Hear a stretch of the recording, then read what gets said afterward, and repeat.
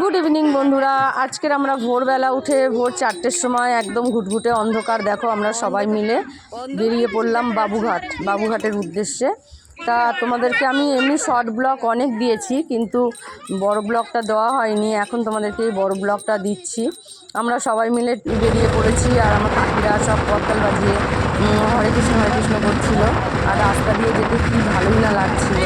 আর ভোরবেলার রাস্তাটা একদম ফাঁকা, পুরো শুনশান, আর এত সুন্দর লাগে চারিদিকের লাইট। অবশেষে আমরা এসে পৌঁছলাম বাবুঘাটে। আর বাবুঘাটে সবাই অনেকেই তখন স্নান করছিল, আর স্নান করে ওরাও বাঁক নিয়ে জল ভরতে এসেছিলো। আমরা তো আর বাঁক নিয়ে যাইনি, আমরা যে যার ঘটি কলসি নিয়ে গেছিলাম। আমরা গাড়িতে করে গেছি, আবার গাড়িতে করেই এসেছি, কারণ আমরা তো হেঁটে যাইনি। তার জন্য অনেকেই হেঁটে জল ভরছিল, বেশ ভালো লাগছিলো দেখতে। যাই হোক, আমরা জল টল ভরে নিয়ে আবার চলে আসলাম একদম মন্দিরে জল ঢালবো বলে, বাবার মন্দিরে। তা সামনের বছর ইচ্ছা আছে আমরা একটু অন্য জায়গায় যাব, মানে হেঁটে জল ভরার ইচ্ছা আছে, দেখা যাক কি হয়। তা আমরা আসছিলাম, আর আসার সময়ও পুরো রাস্তাঘাট ফাঁকা ছিল, খুব ভালো লাগছিলো চারিপাশটা দেখতে, অসাধারণ লাগছিল। আর গাড়িতে করে না, আর সবাই আমরা আসছি, আর কাকিরা সবাই মিলে কি সুন্দর বাবার নামে কত কিছু বলছিল, ভোলে বাবা পার করেগা, আরও কত কী বলছিল। তা যাই হোক, ওরা বলছিল, আর আমি ওদের ভিডিও করছিলাম, আমাকে বলছিল একটু ভিডিও কর।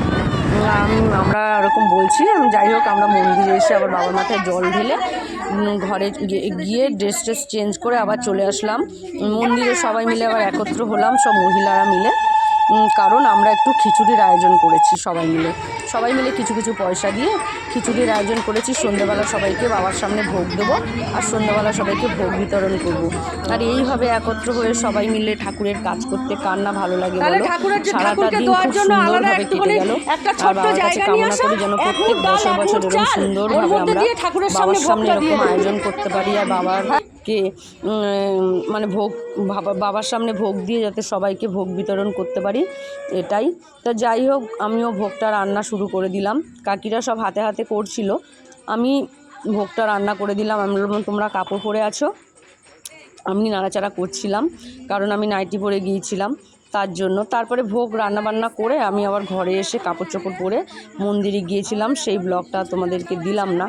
আমরা এই রান্নাবান্না কি করেছি বলো তো, খিচুড়ি করেছি সব রকম সবজি দিয়ে, আর 2 রকম ডাল দিয়ে, মানে মটর ডাল, মুগ ডাল দিয়ে, গোবিন্দভোগের চাল দিয়ে খিচুড়ি করলাম। তাহলে এইভাবেই আমাদের সারা দিনটা কেটে গেল।